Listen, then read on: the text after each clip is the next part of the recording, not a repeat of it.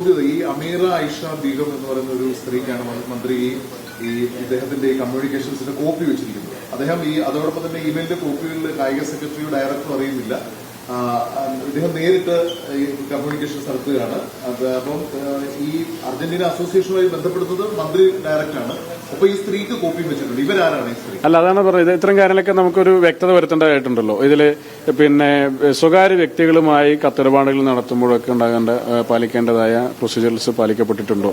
ഒരു ഗവൺമെന്റ് തലത്തിൽ വരുന്ന ഒരു പ്രപ്പോസൽ, ആ പ്രപ്പോസൽ കൈകാര്യം ചെയ്യുമ്പോൾ അതിന്റെ സാമ്പത്തിക ലാഭം ഉണ്ടാക്കപ്പെടാൻ സാധ്യതയുള്ള സ്വകാര്യ ഏജൻസികൾക്ക് വേണ്ടി ഗവൺമെന്റിന്റെ സംവിധാനങ്ങൾ ദുരുപയോഗം ചെയ്ത് കത്തയക്കുകയോ അതിനുവേണ്ടി ഇടപെടുകയോ ചെയ്യേണ്ട കാര്യങ്ങളില്ലല്ലോ. അപ്പൊ ഈ നേരത്തെ സൂചിപ്പിച്ചപ്പെട്ട പോലെയുള്ള പേരുകൾ അല്ലെങ്കിൽ ഇതെല്ലാം ദുരൂഹമായി നിൽക്കുന്ന ഒരു ഘട്ടമുണ്ട്. അപ്പൊ ആ ഘട്ടത്തിൽ തുടക്കം മുതലേ തന്നെ ഇതിനകത്തൊരു ചില ഒരു നിഗൂഢതയുണ്ട് എന്നുള്ളൊരു വ്യക്തതയാണ്. അദ്ദേഹത്തിന് സർക്കാർ സംവിധാനങ്ങൾ ഉപയോഗിച്ച്, സർക്കാർ ഖജനാവിലെ പണം ഉപയോഗിച്ച് അർജന്റീന ഫുട്ബോൾ അസോസിയേഷനെ സ്പെയിനിൽ പോയി കണ്ട് ഖജനാവിലെ പണം ചെലവഴിച്ച് യാത്രക്കും ഭക്ഷണത്തിനും തിന്നാനും കുടിക്കാനും തൂറാനും ഖജനാവിലെ പണം ഉപയോഗിച്ചിട്ട് അന്തർമാൻ പറയുന്നത് എന്താണ്? ഖജനാവിലെ പണം നഷ്ടമായിട്ടില്ല എന്ന്. ഇപ്പോൾ ഒരു സുപ്രധാനപ്പെട്ട വിവരം വരുന്നുണ്ട്. അന്തർമാന് ഇംഗ്ലീഷ് അറിയൂല. അന്തർമാൻ ഇംഗ്ലീഷ് അറിയാത്തത് കൊണ്ട് തന്നെ അവിടെയുടെയൊക്കെ മുറി ഇംഗ്ലീഷ് പറയും എന്നതിനപ്പുറം ഒരു പ്രോപ്പർ, ഇപ്പോൾ ഒരു അർജന്റീന അസോസിയേഷനുമായി ഡയറക്റ്റ് സംസാരിക്കാനുള്ള ഒരു കപ്പാസിറ്റി അന്തർമാനില്ല. അപ്പോൾ അന്തർമാൻ എന്താക്കി? അന്തർമാന് തൻ്റെ ഉറ്റ ചങ്ങാതി ജലീലിനെ ബന്ധപ്പെട്ടു. ജലീലെ എന്താ വഴി? ജലീൽ പറഞ്ഞ വഴിയാണ് ഈ പറഞ്ഞ അമീറ ഐഷ ബീഗം എന്ന് പറയുന്ന പൊന്നാനി MESലെ ലെക്ചററായിട്ടുള്ള, ഇംഗ്ലീഷ് അധ്യാപികയായിട്ടുള്ള ഈ അമീറ ഐഷ ബീഗം എന്ന് പറയുന്ന വ്യക്തി. അങ്ങനെയാണ് ഈ പറയുന്ന മന്ത്രി, നിങ്ങളൊന്ന് ആലോചിക്കണം, മന്ത്രി എന്തുകൊണ്ട് തൻ്റെ പേഴ്സണൽ സ്റ്റാഫിൽ അല്ലെങ്കിൽ തൻ്റെ സെക്രട്ടറിമാരായിട്ടുള്ള IAS ഉദ്യോഗസ്ഥരുണ്ട്, ഇവരെയൊന്നും ഉപയോഗപ്പെടുത്താതെ വളരെ കൃത്യമായി ഈ പറയുന്ന അമീറ ഐഷ ബീഗം എന്ന് പറയുന്ന ഒരു സ്ത്രീയിലേക്ക് എത്തി എന്നുള്ളതാണ്. കാരണം ഇതങ്ങനെ ഒരു ഗവൺമെൻറ് തലത്തിൽ കൈകാര്യം ചെയ്യപ്പെടേണ്ട ഫയലുകളല്ല. കാരണം ഇവിടെ വളരെ കൃത്യമായിട്ട് ഡോളർ വെളുപ്പിക്കുക എന്നുള്ളതായിരുന്നു ലക്ഷ്യം. മെസ്സിയെ കൊണ്ടുവരലല്ല, ഡോളർ വെളുപ്പിക്കുക എന്നുള്ളതായിരുന്നു ലക്ഷ്യം. ആ ലക്ഷ്യമുള്ളത് കൊണ്ട് തന്നെയാണ് തൻ്റെ പേഴ്സണൽ സ്റ്റാഫിലെ ആളുകൾ പോട്ടെ, ഈ വകുപ്പിൽ അല്ലെങ്കിൽ ഓരോ മന്ത്രിക്ക് കീഴിൽ ഒരു സെക്രട്ടറിമാരുണ്ടല്ലോ, IAS ഉദ്യോഗസ്ഥന്മാർ, അവരെ അടക്കം മാറ്റി നിർത്തിയിട്ട്, അല്ലെങ്കിൽ എന്താ ഈ പറയുന്ന സാധാരണ സെക്രട്ടറിമാരാണ് ഇതൊക്കെ ചെയ്തുകൊണ്ടിരിക്കുന്നത്. ഈ മെയിലുകളും ബാക്കിയുള്ളതും ഇതിൻ്റെ ഡിസിഷൻ ഇപ്പം മന്ത്രിമാരോ ഗവൺമെൻറ്റോ എടുക്കുന്നു. പക്ഷേ മെയിൽ അയക്കുന്നതാണെങ്കിലും മെയിൽ വരുന്നതാണെങ്കിലും ബാക്കിയുള്ള എന്ത് പേപ്പർ വർക്കുകളും ചെയ്യുന്ന സെക്രട്ടറിമാരാ. അപ്പോൾ വകുപ്പ് സെക്രട്ടറിയെ മാറ്റി നിർത്തിയിട്ട് ഈ പറയുന്ന ഭരണ സംവിധാനവുമായിട്ട് യാതൊരു ബന്ധവുമില്ലാത്ത ഒരു വ്യക്തിയെ മന്ത്രിക്ക് വരുന്ന മെയിലുകൾ, ഈ വ്യക്തിയാണ് അർജന്റീന ഫുട്ബോൾ അസോസിയേഷനുമായിട്ട് സംസാരിച്ചതും ആശയവിനിമയം നടത്തിയതും ഒക്കെ ഈ അമീറ ഐഷ ബീഗം എന്ന് പറയുന്ന വ്യക്തിയാണ്. അപ്പോൾ ഈ വ്യക്തി എങ്ങനെ അന്തർമാൻ്റെ അടുത്തേക്ക് എത്തി? അതാണ് ഞാൻ പറഞ്ഞത്. ഇപ്പോൾ ഇന്ന് ഈ പറയുന്ന അമീറ ഐഷ ബീഗം എന്ന് പറയുന്ന വ്യക്തിയുടെ ഒരു സ്ഥിരീകരണം വന്നിട്ടുണ്ട്. എന്താണ്? ഭർത്താവിൻ്റെ സുഹൃത്ത് വഴിയാണ് മന്ത്രിയുമായി ബന്ധപ്പെട്ടതും മന്ത്രി ഇങ്ങനെ ഒരു അവസരം നൽകിയതും എന്നാണ് പറയുന്നത്. അപ്പം ഞാൻ ചോദിക്കുന്നത്, മന്ത്രിമാർക്ക് പേഴ്സണൽ സ്റ്റാഫുകളുണ്ട്, PM-മാരുണ്ട്, സെക്രട്ടറിമാരുണ്ട്, പിന്നെ വകുപ്പിന് സെക്രട്ടറി ഉണ്ട്, ഒക്കെയുണ്ട്. ഇതൊക്കെ ഉണ്ടായിട്ടും എങ്ങനെയാണ് ഒരു കോളേജിലെ ഒരു അധ്യാപികയെ ഇത്തരം ഒരു കാര്യം ചർച്ച ചെയ്യാൻ വേണ്ടി ഈ കാര്യങ്ങളിൽ മന്ത്രിയുടെ ഒരു പ്രതിനിധി എന്നുള്ള രീതിയിൽ, ഏജന്റ് എന്നുള്ള രീതിയിൽ സംസാരിക്കാൻ വേണ്ടി ഏൽപ്പിച്ചത് എന്നുള്ളതാണ്. അപ്പോൾ ഈ പറയുന്ന അമീറ ഐഷ ബീഗം എന്ന് പറയുന്ന യുവതിയുടെ ഭർത്താവിൻ്റെ സുഹൃത്ത് ആരാണ്? അതാണ് ഈ ജലീൽ. ഇവിടെ വളരെ കൃത്യമാണ്. സ്വാഭാവികമായിട്ട് നിങ്ങളൊന്ന് ആലോചിച്ച് നോക്ക്. ഇപ്പോൾ പിണറായി വിജയന് കത്തുകൾ വന്നുകൊണ്ടിരുന്ന സമയത്ത്, മെയിലുകൾ വന്നുകൊണ്ടിരുന്ന സമയത്ത് പിണറായി വിജയൻ ആർക്കെങ്കിലും മെയിൽ ചെയ്യാനുണ്ടെങ്കിൽ, പല ആവശ്യങ്ങൾക്ക് വേണ്ടി കത്തയക്കാനുണ്ടെങ്കിൽ എല്ലാം ചെയ്തിരുന്ന ആരാ? പിണറായി വിജയൻ്റെ സെക്രട്ടറിമാർ, വകുപ്പ് സെക്രട്ടറിമാർ, വകുപ്പുമായി ബന്ധപ്പെട്ടതാണ് വകുപ്പ് സെക്രട്ടറിമാർ, പേഴ്സണൽ സ്റ്റാഫിലെ അംഗങ്ങൾ, അങ്ങനെ പല ആളുകളും ചെയ്തിരുന്നു അല്ലേ? അത് കാലാകാലങ്ങളിൽ അങ്ങനെയാണ്. മന്ത്രിമാർ എന്നൊക്കെ പറയുന്ന അവരുടെ സ്റ്റാഫുകൾ അല്ലെങ്കിൽ അവരുടെ വകുപ്പുമായി ബന്ധപ്പെട്ട സെക്രട്ടറിമാരാണ് ഈ കാര്യങ്ങളൊക്കെ കൈകാര്യം ചെയ്തുകൊണ്ടിരിക്കുന്നത്. അപ്പോൾ ആ സെക്രട്ടറിയെ മാറ്റി നിർത്തിയിട്ട് കെ ടി ജലീൽ കണക്ട് ചെയ്ത് കൊടുത്ത് കെ ടി ജലീലിനോട് ചോദിച്ചതാണ്, നമുക്ക് ആരെയാണ് വിശ്വസ്തയായിട്ട് എന്നാൽ ഗവൺമെൻറ് തലങ്ങളിലേക്ക് ഇതിൻ്റെ ഡീറ്റെയിലുകളൊന്നും പോകുകയും ചെയ്യരുത്. അതായിരുന്നു അന്തർമാൻ്റെ ലക്ഷ്യം.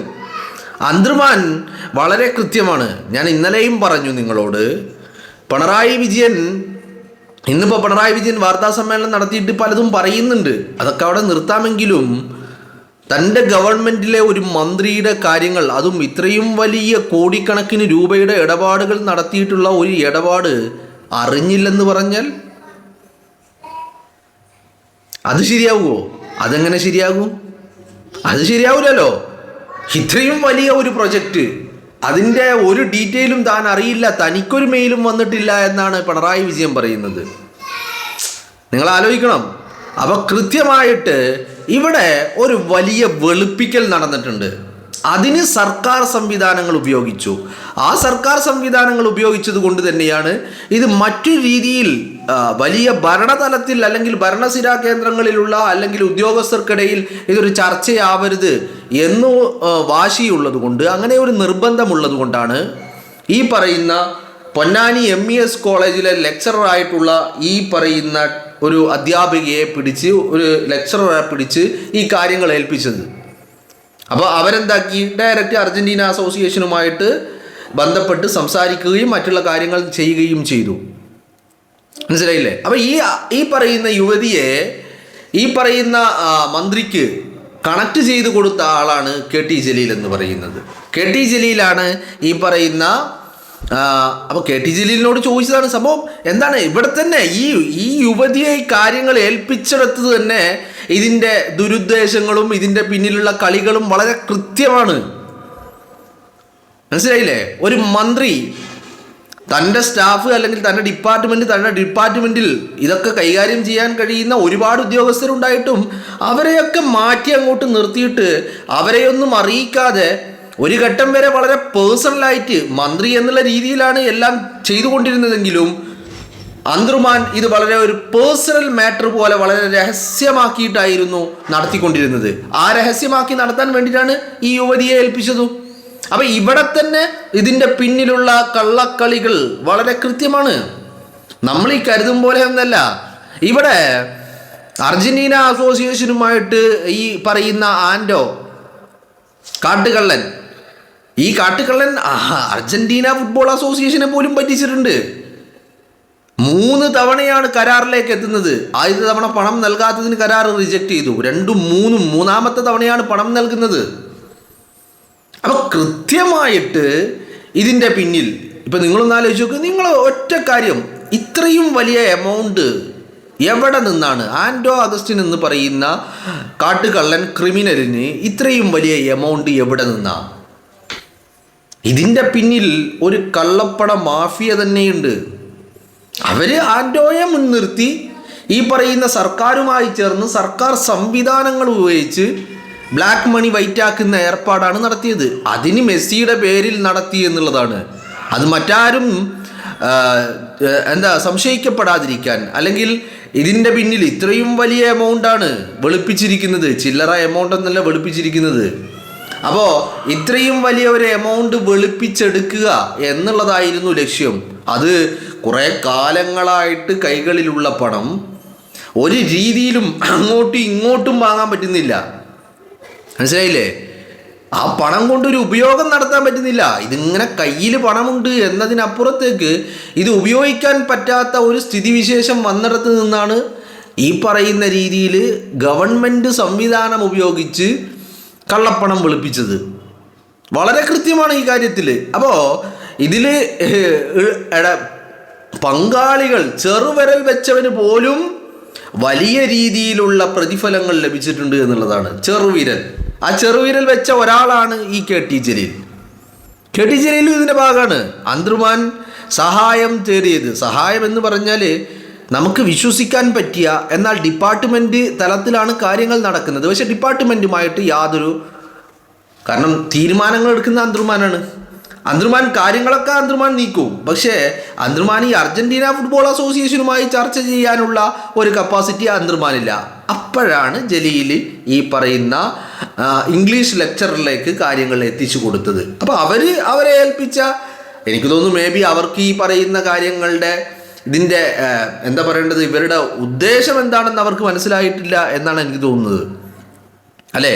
അല്ലെങ്കിൽ നിങ്ങളൊന്ന് ആലോചിച്ച് നോക്കി, ഇത്രയും വലിയ ഒരു സംഭവം, അതിനേക്കാളും ഒരുപാട് ഇതിനെ സാങ്കേതിക വശങ്ങളിലേക്ക് പോയാൽ തിരിമറികളുടെ ഒരു കളിയാണ്. കൊള്ളയാണെന്ന് തെളിയിക്കാൻ ഇനി ഇതിനപ്പുറം മറ്റൊന്നും വേണ്ട. കാരണം ഈ യുവതിയെ, ഈ പുറത്തു നിന്നുള്ള ആ വ്യക്തിയെ സർക്കാർ കാര്യങ്ങൾ, ഒരു മന്ത്രിയുടെ എന്ന് പറഞ്ഞാൽ മന്ത്രിയുടെ വീട്ടിലെ പൂച്ച പറ്റ കാര്യമല്ല. അന്തർമാൻ്റെ വീട്ടിൽ പിന്നെ ആടിനെ അർത്ഥ കാര്യമല്ല ഈ ലേഡി നോക്കിയത്.